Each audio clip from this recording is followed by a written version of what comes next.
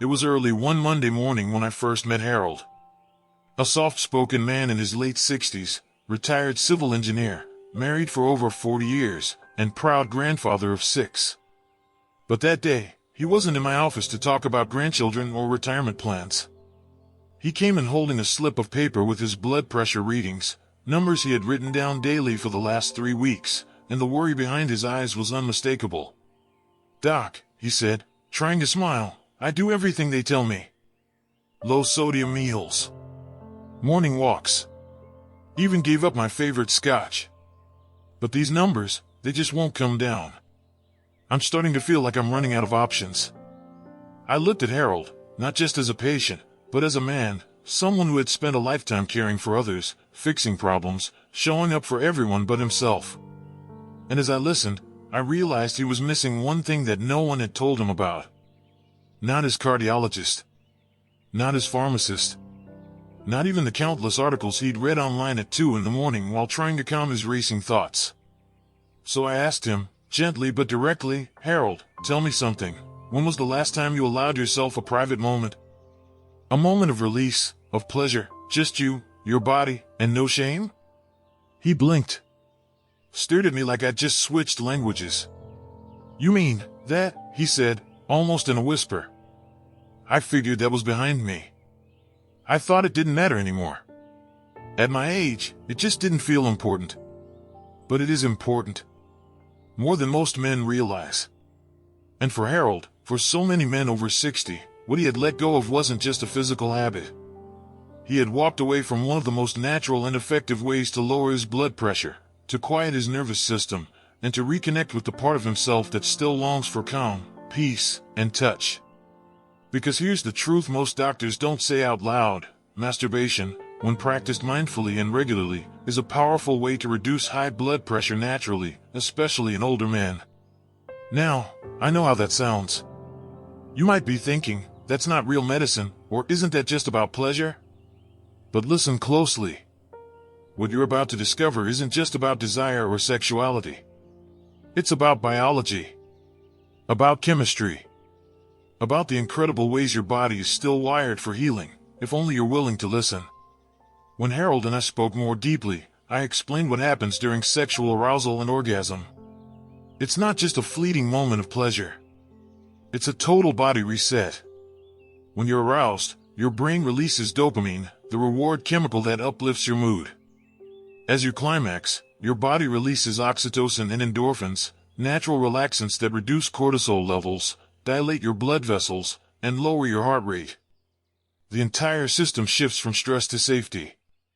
From high alert to deep calm. That shift has a direct impact on your blood pressure. After years of stress, from raising families, managing careers, dealing with loss, and carrying burdens no one else ever sees, your body becomes conditioned to stay in a state of tension. The fight-or-flight response gets stuck in non-position. And while we're taught to eat less salt and walk more, we're almost never taught how to return our nervous system to rest. But that's exactly what a quiet moment of intimacy with yourself can offer. A return. A reset. I remember watching Harold's face change as we talked. The embarrassment faded. The disbelief softened. And in its place was something powerful: hope. The idea that maybe, just maybe, there was something he could do that didn't require another pill bottle or another sleepless night spent counting heartbeats. He promised me he'd give it a try, not out of desperation, but curiosity. "If it helps even a little," he said, "I'll be grateful." What he didn't know then, and what I'll share with you now, is that the effects of this habit go far beyond the numbers on a blood pressure monitor. Because this isn't just about your body, it's about reclaiming a relationship with yourself that's often been lost in the noise of life. Over the following days, Harold began to create space at night, not for screens or distractions, but for stillness. He would turn off the lights, take a warm shower, and spend a few quiet moments with himself. Slowly. Mindfully. No rush. No shame. And what he discovered wasn't just that his blood pressure readings began to shift. It was how he felt after. More relaxed. More connected. More human. He began to sleep deeper. His shoulders no longer stayed clenched. His breath slowed. And for the first time in years, he stopped waking up at 3 a.m. with that familiar tightness in his chest. All of this, from something he'd been taught to ignore. Something he thought belonged only to youth. You see, what society often gets wrong is this idea that intimacy ends when the calendar says you're older. But your body doesn't get that memo. It still longs for connection. It still responds to touch. It still heals through calm. And yes, that healing includes your cardiovascular system. So let me ask you, right now, what if the key to lowering your blood pressure wasn't only in your diet or exercise routine, but in your bedroom? What if 5, 10, or 15 minutes of presence, of gentle release, could do more for your heart than another restless night filled with worry? I know it's not an easy shift. For decades, many of us were taught to feel guilt around this topic. To keep it private, quiet, unspoken. But as you grow older, you've earned the right to stop carrying shame for something that's natural, human, and, most importantly, healing. In the next part of this conversation, we're going to explore exactly how this nightly ritual helps your blood vessels relax, why it works even better after 60, and how to reintroduce this simple act into your life in a way that supports both your health and your dignity. Because Harold's story isn't unique.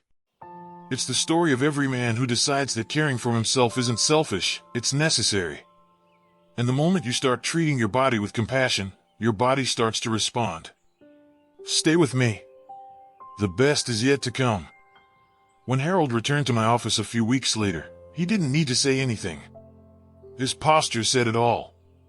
The tension that had once clung to his shoulders like a heavy coat was gone. His breathing was slower. His voice, softer but steady. And when I asked him how he was sleeping, he gave me that quiet smile older men sometimes wear when they've discovered a secret no one ever told them.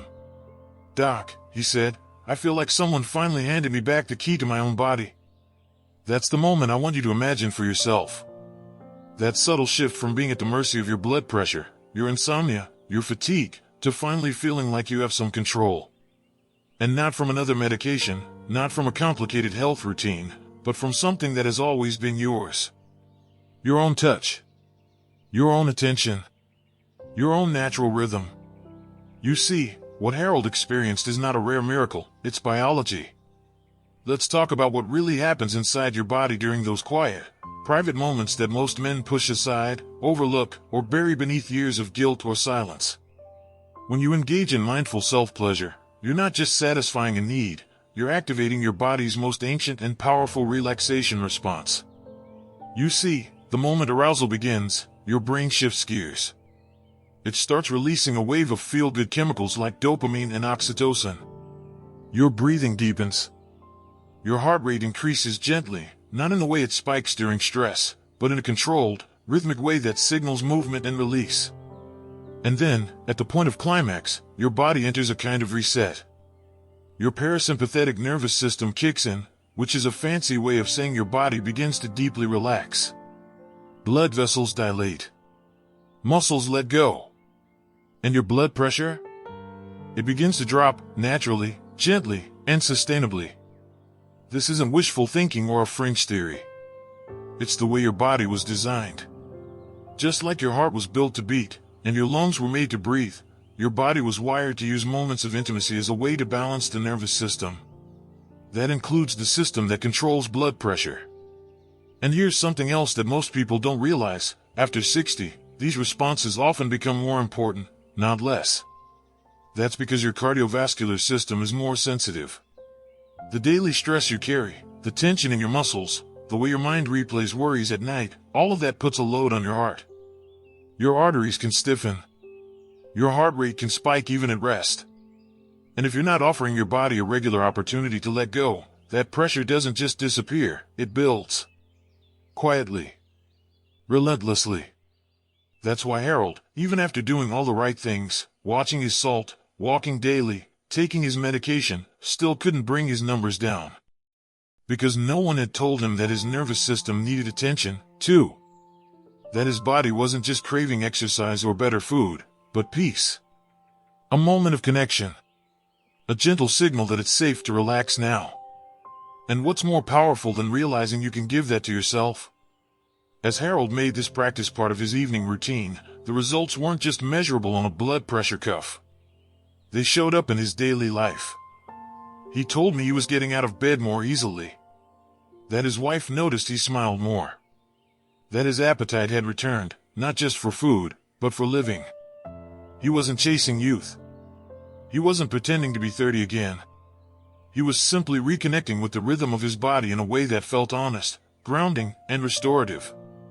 One evening, he said to me, "I thought I was supposed to grow out of this. Turns out, I was supposed to grow into it." And that, right there, is the key. You're not past your prime. You're past the noise. You've already lived through the years of performance and pressure.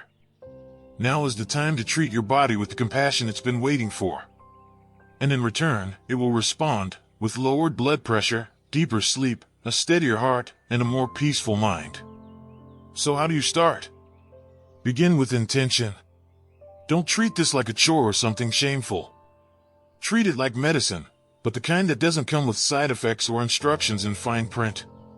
Carve out time when you won't be interrupted. Set the tone with soft lighting, maybe a warm shower beforehand, and a willingness to slow down. Focus on your breath. Focus on sensation. Focus on presence. This isn't about rushing to the end. It's about allowing your nervous system the chance to shift into calm, to reset. And if you feel emotional during or after, let that be okay too. Because sometimes, release isn't just physical. Sometimes it's grief you've held too long. Or loneliness you didn't even realize was there. And the beauty of this practice is that it makes space for all of it. Over time, this simple act becomes more than a habit. It becomes a signal. A nightly ritual that tells your body, "We're safe now. We can rest." And in that safety, your blood pressure lowers. Your sleep deepens. Your mood lifts. Your energy returns. In the final part of this conversation, I'll guide you through how to make this ritual sustainable, something you don't just try once and forget, but something that becomes part of how you care for yourself. We'll also talk about how to talk to your partner about it if you're in a relationship, and how this one small act of self-connection can begin to heal parts of you that have been quietly waiting all along. So stay with me. Because the most important part, the part where this becomes not just a story, but your new reality, is just ahead. I want you to pause for a moment and imagine the version of yourself who wakes up in the morning after a full night's sleep. No pounding in your chest. No lying awake for hours trying to will yourself into rest. No reaching for the bottle of pills with one hand while rubbing your temples with the other. Just calm. Clear-headed. At ease in your own skin. Now imagine that this version of you didn't arrive because of a new prescription or a sudden miracle, but because of something far more honest. Far more within reach. A simple, nightly act of reconnection with your own body that sends a signal to every system within you that it's time to rest. That it's safe to breathe. That you are no longer running, fixing, or surviving, you are simply being. That's what Harold stepped into when he embraced the practice we've been talking about. Not a temporary fix, but a quiet revolution. Because that's what this is, really, a return to something essential.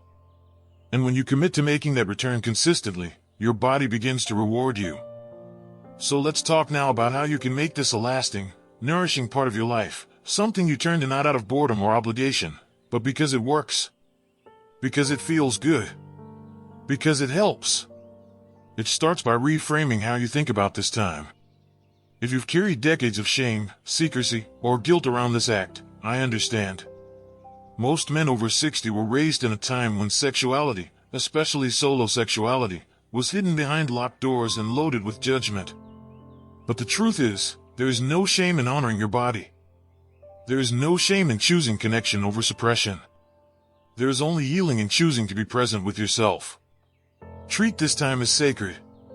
Not sacred in the religious sense, but in the sense that it matters. That it's worth protecting. You wouldn't skip a heart medication, right?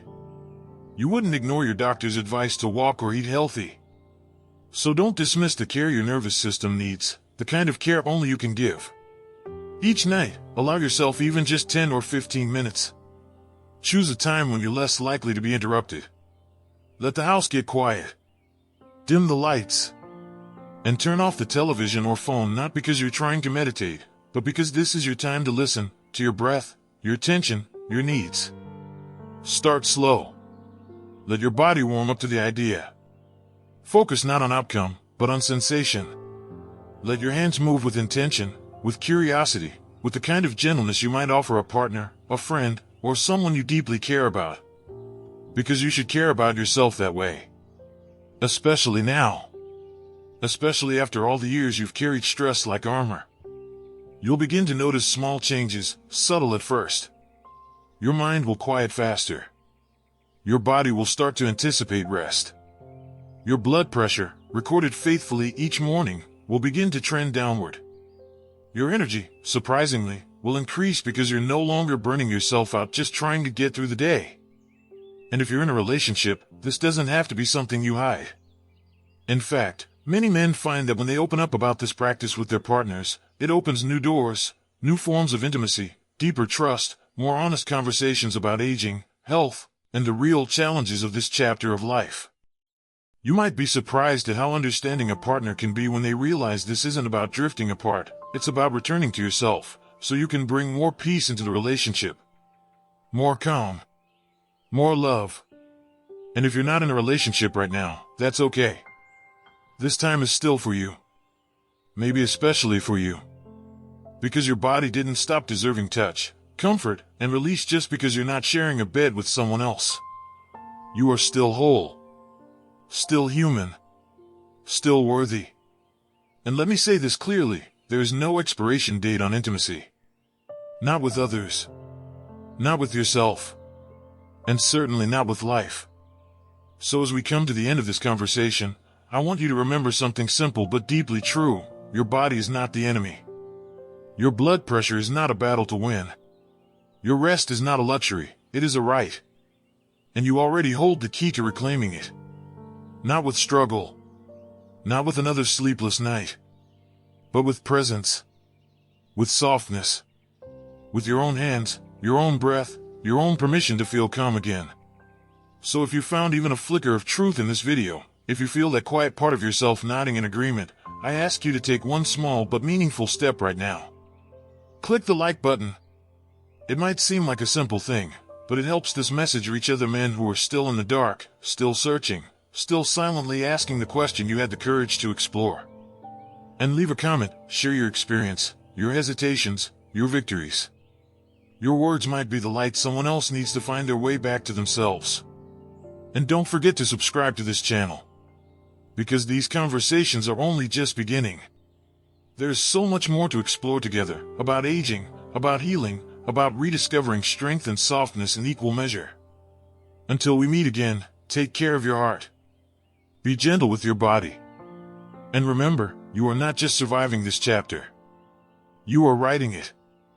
And it's not too late for that chapter to be one of peace, power, and rest that finally feels earned.